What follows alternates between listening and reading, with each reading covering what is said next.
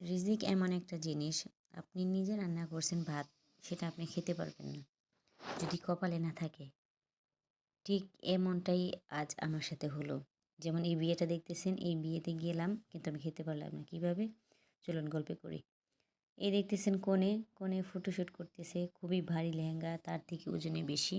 গয়না আর লেহেঙ্গার ভারে কনের নাজেহাল অবস্থা। তো যাই হোক, ক্যামেরাম্যান বলতেছে, আপু এদিকে তাকান, ডানে তাকান, বামে তাকান, নিচে তাকান, উপরে তাকান।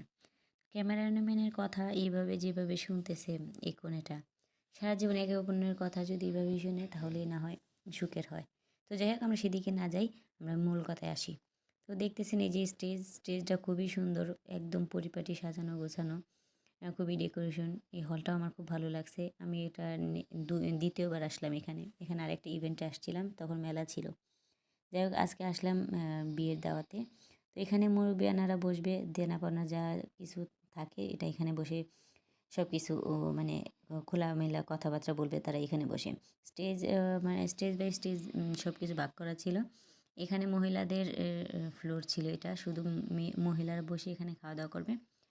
তো এই যে এটা ছিল, ছেলে মেয়ে বসবে, একে অপরকে দেখবে প্রথম, আর কবুল বলবে এই জায়গাটাতে বসে। তো আমি কিছু ছবি নিলাম, নিয়ে মানে আমার বাসা থেকে ফোন করছে যে আমার বাচ্চাটা উঠে গেছে, বেবিটাকে রেখে গেছিলাম। তো যেহেতু বর আসতে লেট হচ্ছে, সেক্ষেত্রে মানে খাবারও আমরা খেতে পারছি না। তো বাচ্চাটা যেহেতু উঠে গেছে, আমার আর খাবার হলো না খাওয়া। আমি তো চলে আসবো, আর আসবো এই মুহূর্তে বর আসছে। আর বর আসছে, তো আমি কিছু বরের স্ন্যাপ নিলাম, নিয়ে তারপর আমি রিক্সায় করে বাসায় চলে আসলাম।